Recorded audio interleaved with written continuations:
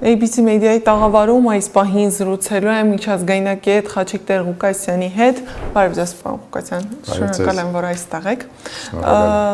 Պարոն Տեր-Ղուկասյան, յուրաքանչյուր ազգ, երկիր, պետություն ունի իր ինքնության պահպանման սյուները, այսինքն այն ինստիտուտները, որոնք ձևավորում են ու պահպանում են սեփական ինքնությունը։ Այսօր Հայաստանում ցավոք սրտի հարվածի տակ են հենց այն ինստիտուտները, որոնք ձևավորել ու ձևավորում են մեր ինքնությունը, մեր նպատակներն ու առաջնահերթությունները որպես ազգ ու պետություն, այդ թվում Հայաստանում եւ Սփյուռքում։ Ինչ մարտահրավերների է բախվում այսօր մեր ինքնությունը։ Կարծեմ հիմնական մարտահրավերը պատերազմի ավարտեն սկսյալ ներասկային հաստության եւ նվազագույն գերերու շուրջ համաձայնության նախանցախնդրություններ։ Այդ մեկը երբեք տեղի չունեցավ։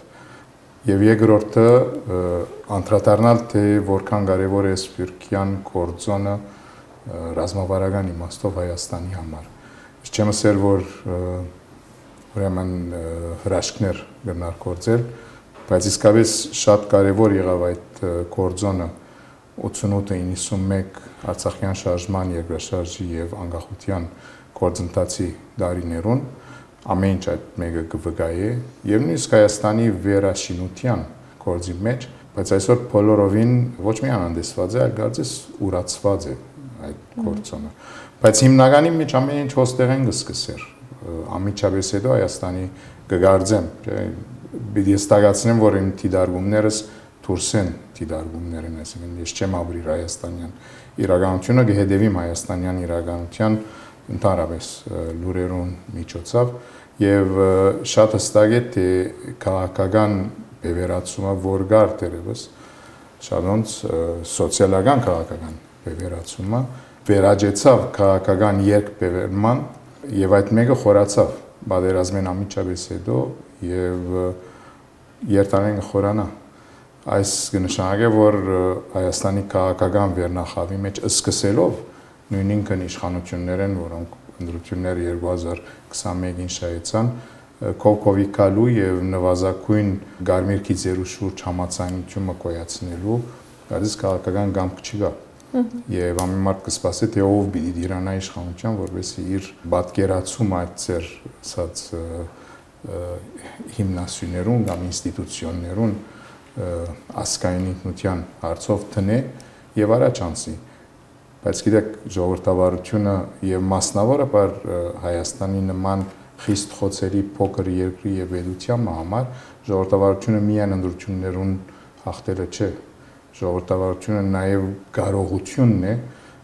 ներքին համաձայնություններ կոյացնելու, մանավանդ երբ երկիրը կգրավե լալ չլալու այս մեծ ուրեմն մարտահրավերը։ Ես հոն է որ կտեսնեմ նախքան սահմանել ինստիտուցիոնները եւ այլն, այդ ինստիտուցիոնները պիտի կան ինստիտուցիոներու սահմանումը պիտի կա ուրեմն քաղաքական երկխոսության հանրային բանավեճի եւ համաձայնության շուրջ։ Միջազգային ուրեմն փորձը այդ մեկը ցույց կտա։ Այն երկրներ, որոնք հաջողած են, այդ քայլը արած են։ Եվ այս մեկը չի նշանակեր ոչ մեկ ձևով ամեն ինչ այսպես մոնոլիտիկ կերպով միադեսակ դեսատաշտիմը վերածել այդ բոլորը, այլ կնշանակի է ստեղծել հարթակը, որ կարելի է համաձայնության կալ որոշ հարցերու շուրջ։ Իհարկե խոսենք ավելի մանրամասն Սփյուռքի եւ Սփյուռքի դերակատարման մասին, բայց այստեղ կարևոր շեշտադրում արեցիք, նշեցիք բևեռացման մասին, ինֆորմացիոն բևեռացման մասին, արդյոք Սփյուռքում լիարժեք պատկերացնում են ինչ է կատարվում Հայաստանում, ինչ մարտահրավերների առջև է Հայաստանը եւ արտաքին դաշտում եւ ներքին։ Այսինքն նաեւ Սփյուռքի մեջ կա այդ մեկը, այսինքն Հայաստանի անկախացումեն եւ մասնավորապես 21-րդ դարու սկիզբեն ի վեր Սփյուռքյան այն գազագերբությունները, որոնք համաշխարհային ցանց ունեն եւ շատ չէ այդ գազագերբություններուն տիպը, չհաջողեցան անդրադառնալ, որ Հայաստանյան օրագարկին ողքին, այսինքն Հայաստանին օժանդակելու այդ հիմնական գործոնին ողքին Սփյուռքը նաև ունի իր օրագարկը եւ չհաջողեցան փաստորեն Սփյուռքի հասկացողությունը որպես համաշխարհային ցանցը, որպես հավաքական ինքնությունը, որ գազագերբական ներկայություն է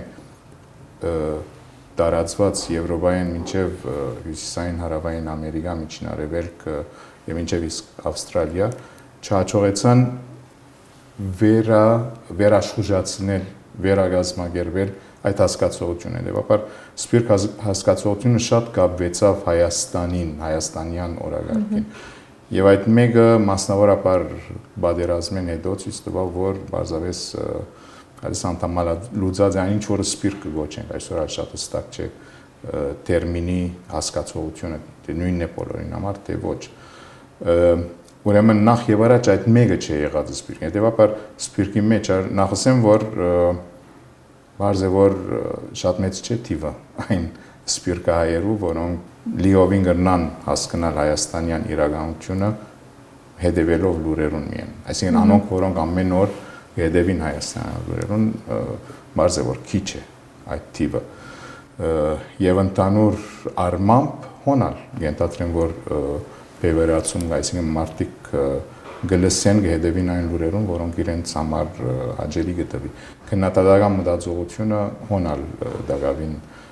չէ ձևավորված։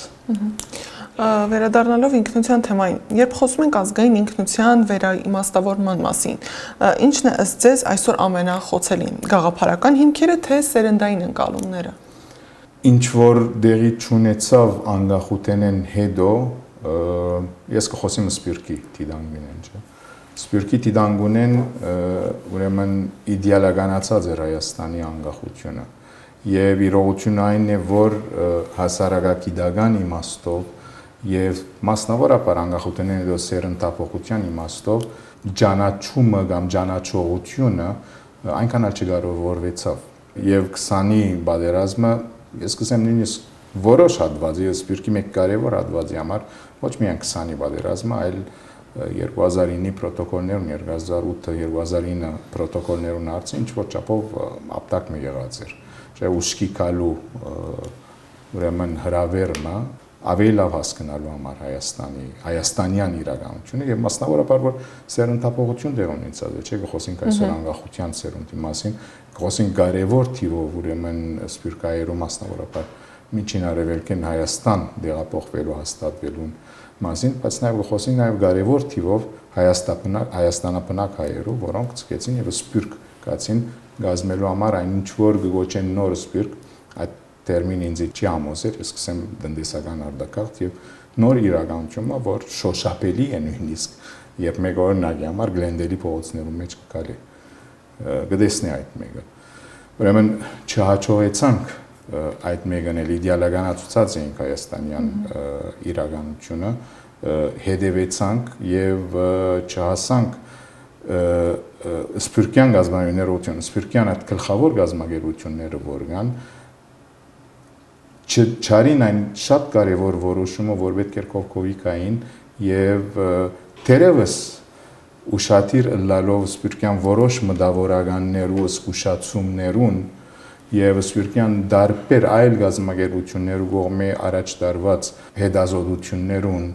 փանավեճին, անոնց ուշադիր լալով տնելու նաեւ սփյուռքյան նվազագույն օրագարկը յուրաքանչյուր գազམ་ակերպության իր ուղղությամբ գնաց։ Հիմա գար նման բան անկախութենեն առաջ դժվար է ասել միացյալ ուրեմն օրական, բայց ես վստահ եմ, այն որ այդ ժամանակաշրջանն լավրած եմ բադանեության երիտասարդության ժամանակաշրջանը, հատկապես 60-ական թվականներու կեսերը մինչև 85-88 այդ տարիներուն գար ինչ որ սփյուռքյան հասկացողություն ամբողջական։ Եվ մինչև իսկ հոնդեղը առաջին քայլերը դրված էին նվազագույն հասկացողության շուրջ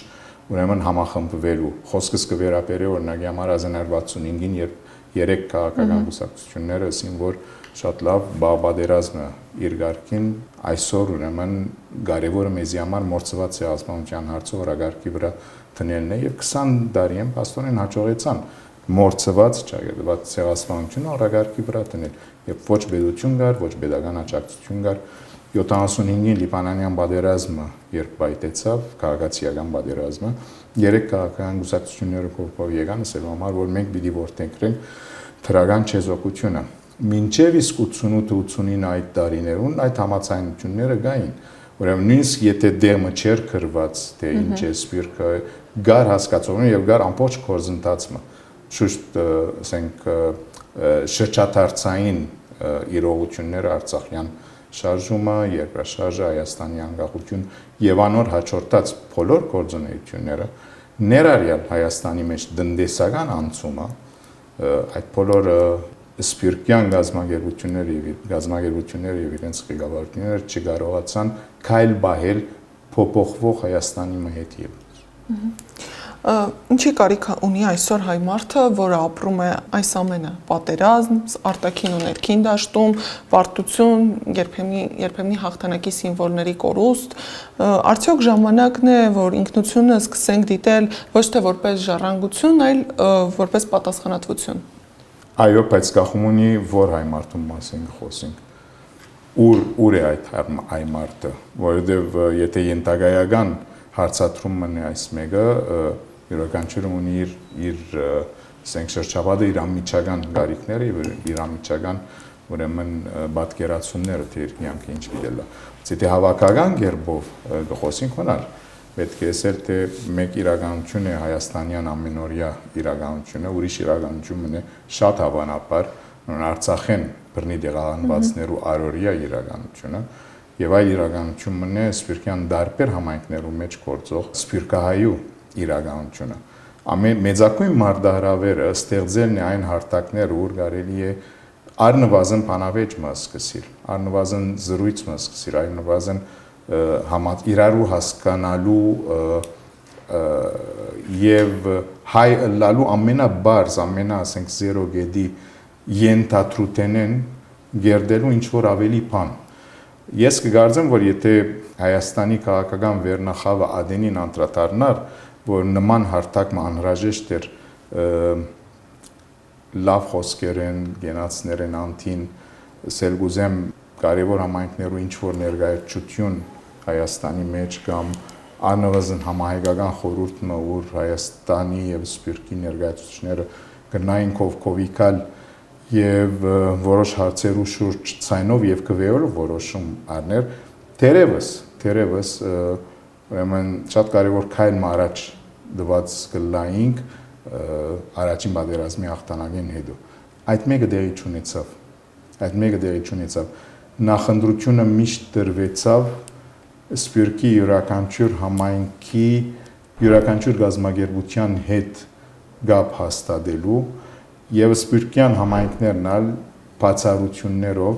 չունեցան հասունություն ասելու, որ նաեւ մենք պետք է որպես համայնքային ներկայացություն խոսենք կամ երկխոսության մտնենք հայաստանյան իրականության։ Հետևաբար այս ուրեմն եթե Հայաստանը գետրոն հաշվենք հայկական ինքնության, այս ուղագի ուղղահայաց կապերը, որ հաստատված են համայնքային գազագերբություններու հետ եւ ուղղահայաց գաբերը, որ հաստատված են անհատ ուրեմն սպիրկահայերու հետ, թույլ չեն տված, որ այդ սպիրկյան ուրեմն զարգացումը դեղի ունենա եւ միևնույն ժամանակ սպիրկյան համայնքներու գլխավոր գազագերբությունները իրենք ալ նորեն կգրկնեն բացառությամբ որոշ համայնքներու քայլ մարած չեն առաջ համայնքային ուրեմն ներկայացական հարթակները ստեղծելու եւ այդ հարթակներու միջև գաբեր, այսինքն հորիզոնական գաբեր հաստատելու իրար հետ։ Եթե այդ բոլորը գարենան կնել, դերևս մեկ քայլ առաջ անցած կլանք եւ նույնիսկ բարդությունը հոգիներու մեջ չեր ներթափանցվեր կամ գրնանք հոգիներեն դուրս անել բարդությունը։ Սահուն անցնենք Սփյուռքի թեմային, այսօր շատ է խոսվում Սփյուռքի նոր մասնակցային մոդելի մասին։ Ձեր կարծիքով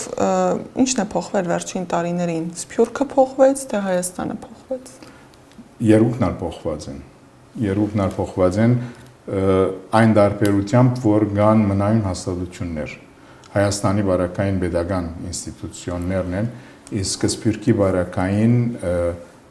ես բարեչալ չեմ սիրել, բայց պիտի ասեմ ավանդական գարույցներն են, որոնք կգրկնեն ոչ միայն համայնքային մասշտաբով, այլ համասփյուռքյան ուրեմն ոլորտի մեջ ցանց ունին։ Ուրեմն հոնալ սերունդներ փոխված են, հոնալ շատ հարցեր կան, որ բարձրապես օրագարկի չեն տրվիր։ անհանտ համայնք հարաբերությունները շատ չեն քննարկված։ Ընդհանրապես եղած ավելի իդեալական ուրեմն հասկացողությունը ինքնության եւ Հայաստանի հետ գաբերուն եւ ադիգ այնքան էլ չի օգնած մասնակցողական բնորդը մեջտեղ բերելու համար։ Հիմնականի մեջ եւ սխալ մի հասկանաք ինձի Հայաստանեն այն պատկամները, որ կացած են սպիրկին, հիմնականի մեջ եղած են ուրեմն ֆինանսական օժանդակության համար պատկամներ։ Մեկ խոսքով եկեք հոս ներդրեք, դրեք, վերջացեք եւ այլն։ Մնացածը քաղաքական երկխոսությունը միասին ուրեմն ինչ որ հարցերու շուրջ առնվազն որոշում կայացնելու ուրեմն նախանցախնդիրությունը բացակայած է ընդհանրապես Հայաստանի վերնախավի։ Ինչ որ այսօր դեղի ունենա շատ ցավալի է, որովհետև գարձես որոշ համայնքներու վարակային ինչ որ նպատակ կա կամ ինչ որ մտադրություն կա նաև միջամտելու ներքին գործերուն։ Երբեմն հայտարարություններ կլան, որ ոչ ոք կրնա իսկապես հասկանալ եւ ոչ ոքի համար հստակ կլա թե ինչու այս բայկարը բացված է։ Ես չեմ գիտեր թե Հայաստանին ինչ է այն պատկերացումը եւ խոսքը չի վերաբերի միայն իշխանություններուն, ընդհանրապես կվերաբերի ինչ է այն պատկերացումը, որ ունին սպիրկի մասնակցողական բնորդի մասին։ Չեմ տեսած բացի ուրեմն ֆինանսական օժանդակության եւ այլ գործերու մի խառնվիքի պատկամներ են։ Իսկ իրականում ինչ անելիք ունի Սփյուռքը, ինչ կարող է անել Սփյուռքը այս նոր իրականությունում։ Առաջին հերթին պետք է Սփյուռքը ինքն իր մասին մտածի, պետք է անդրադառնա իր իրականության, փոխվող իրականության եւ պետք է հասկանա, որ այնինչ որ փանացեված էր ընդհանրապես հանրային խոսույթի մեջ, որ Սփյուռքը միայն 3 սերունդ ունի եւ պիտի ուծածվի չկանա, վերջանա, եթե հայրենիք չվերադառնա, պաստորեն ճիշտ դուրս չեկավ։ Մաչեմս էր որ սխալ էր, որովհետեւ պաստորեն ամբողջ 3 սերունդ նման պատկերացումով զարգացած էին Սփյուռքի մեջ եւ մինչեւ իսկ 3-րդ սերունդը քաղաքականացած Սփյուռքը առաջացուցած էր, քաղաքականացած հայոց ցեղասպանության միջազգային ճանաչման հարցին շուրջ հիմնականում։ Այսօր գա Սփյուռքը, ուր համայնքներու քաղաքական ներգրավվածությունը երկրի քաղաքականության մեջ շատ հստակ է։ Այսինքն ավելի մասնակցություն կա այսօր, քան անցյալին, եւ այս մեկը Սփյուռքյան 4-րդ եւ մինչեւ իսկ 5-րդ սերունդին բարակային։ Հիմա եթե դիտենք բարձավես ուրեմն բնորոշիչներով թե ինչ է ինքնությունը, դերոս հանգս սկսին գսել լավ, եթե Հարավային Ամերիկայի մեջ համայնքի մեջ հայախոսություն գրեթե չի գա, վերջացած է, ուրեմն հույս չի գա այդ, բայց այդպես չէ։ Քաղաքական մասնակցությունը այդ երկրներում մեջ նաև հանգած է ի նպաստ Հայաստանի շատ կարևոր որոշումներով այդ երկրներում։ Այդ որոշումները վերջը հայկական դիվանագիտությունը ինչ ձևով օգտագործած է այդ երկրորդական հարցը։ Հետևաբար ուրեմն երբ կա 4-րդ 5-րդ սերունդը Սփյուռքը ուծացման վտանգը չի դիմակրավել։ Այդպես պետք չէ ընկալել Սփյուռքը գոյավիճակ մնի։ Եվ Հայաստանի նման փոքր եւ խոցելի երկրի համար Սփյուռք ունենալը եւ Սփյուռքի մասին մտածելը ռազմավարական կորձոնի իմաստով շատ կարեւոր է։ Շատ կարեւոր է ընդդալու համար այդ միջազգային հասողությունը եւ ներկայությունը, որ Հայաստան ունեցավ, երբ անկախությունը հռչակեց եւ Սփյուռքին օժանդակությամբ նաեւ շատ երկրներում մեջ բացվեցան հայկական տեսփանագուներ։ Այդ մեկն է, որ այսօր կգարձեմ առաջնահերթային է։ Սփյուռքը իր մասին պետք է մտածի որպես քոյավիճակը, որ ունի իր լինելության օրագարկը եւ այդ օրագարկի գեդերն է, որ պետք է տրվի, որոնց մեջ անպայմանորեն մեկ գեդը Հայաստանն է։ Չի պայմանավոր է իր օրագարկը Հայաստանը։ Խոսեցիք ուծացման վտանգի մասին, օրինակ խոսեցիք, որ որոշ Սփյուռքի որոշ համայնքներում հայրենի իմացության մասին, տեսեք, այս վերջին շրջանում այդ ահազանգերը շատ ենք ստանում ու նշում են, որ նաև սա խնդիր է դառնալու Սփյուռքի համար մի քանի տարի անց։ Խնդիր տեսնում եք այդտեղ թե ոչ ու լուծման տարբերակը որն է ձեզ։ Ես մեդալի մյուս երեսը գնայım։ Փոխանակ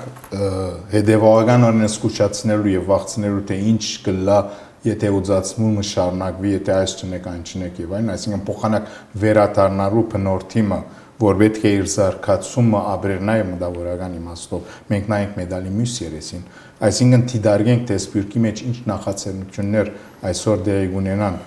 որպես ընդհանրակը սպյուրքի փոփոխվող իրականությունը ընկալենք որպես զարգացում, որպես սերնդապողություն, գարցեմ, որ լավը կամ թրագանը տեսնելու շատ արիտներ կան։ Սկսելով լեզվի շուրջ ամբողջ նախաձեռնություններն, որտեղ ունենան արևմտահայերենը ոչ միայն պահպանելու, այլ ինչ որ չափով խոսակցական լեզու դարձնելու, գազագերբություններով արած նախաձեռնությունները, դիտարկելով, որ օրինակի համար, եթե միջին արևելքի հայկական համայնքները այսօր ուրեմն գտիմակրավեն կոյունտենական հիմնական վտանգներ, բայց նաև այդ համայնքներն դեպի Ատլանտյան անտին, Հյուսիսային Ամերիկա հաստատված համայնքները նաև նոր շունչ մբերած են եւ որ հոն խոսքս կվերապերի հիմնականորեն ուրեմն Կալիֆոռնիա կամ Կանադայի համայնքներուն կա նաև 4-րդ սերունդը, 5-րդ սերունդը, որ գրնա մշակութային երեկոներ գազագերբել բանաստեղծություն գարտալ, այսինքն 15-16 տարեկան բադանիներ, ես կտեսնեմ նաև որ եթե այդ բոլորը ուղղորդող եւ օրագարկի վերածող հավաքական ղեկավարությունը ստեղծվի սպիրկյան գլխավոր կառույցներու կողմէ, այդ մեկը կարելի է նաեւ դիտարկել որպես սպիրկի զարգացման ուղի եւ ոչ թե անպայմանորեն վախի ուրվագամը սպիրկի անհետացման։ Ձեր դիտարկմամբ ինչն է ամենաբարդը հետկոնֆլիկտային հասարակության վերականգնման ճանապարհին, ինստիտուցիոնալ կառույցները թե հանրային վստահությունը։ Առաջին հերթին քաղաքական վերնախավին կովկովիկալը եւ ասելը թե ինչպես պիտի սկսենք ամեն ինչ։ Տեսեք, հաճախ ասում ենք պետք է հաղթահարել, բայց ինչ է դա իրականում նշանակում, մոռանալ, ներել, թե վերաիմաստավորել, ինչպես կարելի է համադրել արդարության ու խաղաղության որոնումը, երբ հասարակությունն ինքն էլ դեռ ցավի փուլում է։ Նայեք, ինչպես շատ դժվար հարցումն է եւ պատասխանը կգտնվի միայն եւ որ կովկովի ուկան նստին գխոսին։ Հիմա այդ բոլորը այդ մեկը պատասխանատվությունն է ամբողջ քաղաքական վերնախավին, բայց հիմնական պատասխանատվությունը իշխանության վրա գտնվող ուժն է, որովհետեւ պաստորեն ունին բոլոր ինստիտուցիոնալ կորձոնները, դվյալներ, որովհետեւ այդ նախաձեռնությունը արվեն։ Եթե այդ քայլը դրվի, գարձեմ որ կարելի է, թե ինչպես, ինչի շուրջ այդ մեկ այլևս խոսակցության սեղանին գախում ունի։ Նորեն գտնեմ կան միջազգային փորձեր։ Հարավային Աֆրիկան ապարտեիդի համագարկի անգումեն հետո Իսպանիան Ֆրանկոյի բռնադիրության անգումեն հետո բոլոր արած են նախաձեռնություններ, որոնք դրած են գարմիր գիծեր, որ քաղաքական վերնախավը ըսած որ մինչև ոսկա հասնեն։ Այդ կեցանտին քաղաքական մրցակցությունը, որ առողջ ժողովրդավարության հիմնական դվյալներն մեկն է, իր ընթացքը գարնի, բայց կան գեդեր, որոնց շուրջ մենք չենք կրնար ուրեմն ցերկերնից կամ Արգենտինայի մեջ 1983 զինվորական բռնադիրության դեպի ժողովրդավարություն փոխանցում են հետո բոլոր այն գեդերը, որոնք սահմանեցին ինքնությունը։ Իսկ խոսիմ դարբեր երկիրներու, որոնք թերևս դժվար է համեմատել մեր իրականության, այսինքն մեր երկրում Հայաստան եւ Սփյուռք իրականության մասին, բայց կա փորձը եւ այդ բոլոր փորձերը սկսած են, երբ քաղաքական վերնախավը դարբեր գազագերբություններ, դարբեր նաեւ անհատ ուրեմն անձնավորություններ, հեղինակավոր անձնավորություններ առաջնահերթությունը դված են ուրեմն ասկային դիալոգի, եթե ուզեք ներքին ասկային հաշտեցման գործընթացում։ Այդ մեկն է որ չի դեսնում, այդ մեկն է որ կբացակայի։ Կգարձեմ, այսինքն դուրսեն դիալոգս եմ ես։ Կուզեմ միջազգային փորձի վրա մի փոքր ավելի երկար կանգ առնենք, լատինամերիկյան կամ եվրոպական փորձից ուսանելու բաներ կան մեր վիճակի համատեքստում։ Այո, կան։ Նայեցեք Արգենտինայի վարակային թերև այսօր գացությունը դարբեր է շատ իմաստով, բայց 83-ին հետո ես կուտամ այն օրինակը, որ թերևս ամենն ավելի լավ ուսումնասիրած եմ ապրելով այնտեղ։ 1983-ի ուրեմն ժողովրդավարության անցնումը հատկանշվեցավ այն իրողությամբ, որ քաղաքացիական գուսակցությունները, հասարակությունը, որ իշխանության վրա եղավ, Սա որ ներում պիտի շնորհվի այն զինվորականներուն, որոնք պատճառ դարձած էին 30,000 ուրեմն անեդացածներու եւ կորցած էին զանգվածային մարդկային իրավունքներու բռնապարումները 76-ին 83 ուրեմն բռնադիրության ժամանակ եւ դեղի ունեցավ այն ինչ որ իր դեսագով յուրահատուկ է ոչ միայն Հարավային Ամերիկայի կամ Լատին Ամերիկայի նաեւ համաշխարհային մասշտաբով բռնադիրության պատասխանատուներուն ուրեմն դադի ենթարկելը եւ դադարելը եւ հետեւաբար ժողովրդավարության եւ մարդկային իրավունքի պաշտպանության հանձնարարությունը վերածվեցավ այդպես հետ բռնադիրական Արգենտինայի ինքնության հիմնական սյուներեն մեկը, որ նաև ունեցավ իր այսպես կոչված միջազգային ուղղվածությունը, միջազգային բեմին վրա մինչև վերջերս նույն Արգենտինան առաջնահերթ գիծի վրա գտնվեր պաշտպանելու համար ուրեմն մարդկային իրավունքները եւ հատկապես այնինչ որ կվերապերեր ցեղասպանություններով, այնինչ որ կվերապերեր ուրեմն մարդկային իրավունքներով զանգվածային բռնախախտումներուն։ Հոն Արգենտինան հստակորեն ուներ իր ինքնությունը։ Այս մեկը Հայաստանին համար ալ գրնար ինչ որ չափով ներշնչում լալ ի մեջ այլ օրինակներու գրնար ներշնչում լալ, որտեղ պաստորեն ժողովրդավարության անցումը նաև գենթատրեր նման ինքնություն գերդել համաշխարհային բեմարտակին վրա։ Պարոն Տեր-Ղուկասյան, մեր զրույցի երկրորդ հատվածում ուզում եմ խոսենք գեոպոլիտիկ զարգացումների մասին։ Աշխարհաքաղաքական խաղի կանոնները կարծես փոխվում են։ Ձեր կարծիքով սա բազմաբևեռության բնական ընթացք է, թե քաոսի նշան։ Հստակ չէ, բազմաբևեռացումը կնշանակի նաև ինչ որ ուժերու հավասարակշռման ընդունում եւ կանոնը բևեռներու ստեղծում։ Եթե այսօր միջազգային բեմարտակին վրա բարձ է որ Միացյալ Նահանգները եւ Չինաստանն են, որ ամենեն ավելի կդիրապետեն, բայց լա Եվրոպական միությունը ինչ որ չափով Ռուսիան, բայց նաեւ Հնդկաստանը ունին իրենց ներկայությունը միջազգային բեմարտակին վրա։ Անցումի ժամանակաշրջանը նոր չէ որ կսկսի։ Անցումի ժամանակաշրջանը սկսավ այն բահեն, երբ հարստության ստեղծումը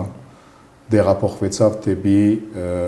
խաղաղական օվկիանոսի տարածաշրջան, այսինքն երբ Հնդկաստանը եւ Չինաստանը սկսան դառնալ ուրեմն տնտեսական զարգացման աճի, ուրեմն գլխավոր աղբյուրները։ Այս խոսքը կվերապերի 20-րդ դարու վերջին եւ 21-րդ դարու սկիզբին։ Մինչ այդ դիրապետող էր ուրեմն մեկ բնորդ բաղ պատերազմի ավարտին հաստատված այն հասկացողությունը, որ ազատ շուկայական հարաբերությունները եւ ժողովրդավարական ուրեմն համագարկը իրարու փոխ լրացուցիչ են եւ այդ մեկն էր, որ պիտի դիրապետեր աշխարհի մեջ։ Անկախ այն իրողություններն, որ երկուքն ալ կմնան շատ կարեւոր կորձոններ, այսօր նաև կան զարգացման դարբերակներ, որոնք այդ բացարձակությունը երկու մոդելներուն հարցականի տակ կտնեն առնվազն։ Ինչ որ հիմնականորեն տեսանելի է, որ գազից պատերազմները վերածված են շատ վտանգավոր միջոցիմը հարցերու լուծման։ Համաշխարհային իմաստով դակնաբները լուծելու եւ խաղաղության ցկտելու նախաձեռնությունները, ինչպես որ կային 90-ական թվականներուն, նվազած են կամ գրեթե չկան։ Հավանաբար հայտարարություններն անտին չեն անցնիր։ Մագինտերը շատ նվազած է եւ այնտին դերևս միջազգային հարաբերություններու պատմության մեջ ամենակարևոր եւ ամենապարոյական, նույնիսկ կրնամ ասել կորզընթացը, որ եվրոպական համարգումները, եվրոպական միության համարգումը այսօր թեմ հանդիման գտնվի պատերազմի, որ գսպարնա ամբողջ Եվրոպային։ Հոնդերն է, որ նաև պետք է դիտարկել, թե ինչպես այս բոլոր մարտահրավերները, որոնք սկսան հիմնական, եթե անգինադարձ մգա 2008-ի ֆինանսական ուրեմն միջազգային դակնապներ, բայց նաև ուրեմն COVID-ը 2020-ին, թե ինչպես կարելի էր չագերդված փոխել աշխարհը դեպի ավելի լավ աշխարհ, ոնալ պետք է նայել հաջողություններու եւ բացթողումներու իմաստով։ Այնպես որ չեմ գիտեր, եթե այսօր ասել որ բազմապեվեր աշխարհ գա, կամ դեպի բազմապեվեր աշխարհ գնտանանք ճիշտ է կամ որքանով գնա ճիշտ լար։ Մեկ բան հստակ է, որ անցումի այս կոնտենտացի հորիզոնը դակավին հստակ չէ։ Բայց եթե նայենք թե ուր է որ հիմնականի մեջ աբական կգառուցվի, եթե Միացյալ Նահանգները եւ ինչ որ չափով կմնա այդտեղ ուր աբական երևակայության մեջ է եւ իրականություն կդառնա, այսօր Չինաստանն է, նաեւ առնվազն լուրջ մրցակից դարձած է։ Հիմա որքանով այս բոլորը պիտի գարենան հասնել համացայնությամբ, որբեսի այս բոլոր բادرազմի ռիսկերու աշխարհին մեջ հանգարց անթարց ուղին չմտնե աշխարհը, այսինքն խոսքը վերաբերի գորիզային բادرազմի, այդ մեկ անշուշտ կախում ունի քաղաքական ջգունությունն է, հասունությունն է կամ շահերու հասկացողությունն է։ Միջազգային հարաբերությունների խաղի նոր կանոնները ինչ են նշանակում փոքր պետությունների համար։ Փոքր պետություններու համար գնան այդ խաղի կանոններ չէ գործընթացը, որովհետև չկան կանոններ։ Մինչ հիմա գնա շատ մեծ ռիսկ առաջացնել, գնան երկիրներ, պետություններ գոյություն ունենալ միայն անվանական եւ իրականություն դառնա այսպես կոչված ցախողված պետության բնորդները միջազգային բեմարտակին վրա։ Եվ այսօր եթե մեկ հատ նայենք Միջին Արևելքին կամ Հյուսիսային Աֆրիկային օրինակները չեն բացիր։ Այսինքն ներքին իրարու գաբող այն շաղախը, որ հասարակությունը ունի եւ կվերածվի քաղաքական միասնության, այդ մեկը կփլուզվի։ Այդ մեկը մեծ ռիսկ մնե փոքր պետությունները։ Երկրորդ մեծ ռիսկը այն է, որ լան այնքան փոքր պետություններ, որոնց գոյությունը բարձրապես մոռացության ենթարկվի։ Իսկ թե զարգացման ինչ հնարավորություններ ունին, կվերադառնամ նույնին։ Հիմնական առաջին որոշումը ներքին, ներասկային որոշում է։ Եթե այդ ներասկային որոշումը գրնա գարմիրքի ձեռ տնել եւ ինչ որ չափով տեսլական ունենալ աբակային համար, գահաճողին։ 2008-ի ֆինանսական փլուզումեն հետո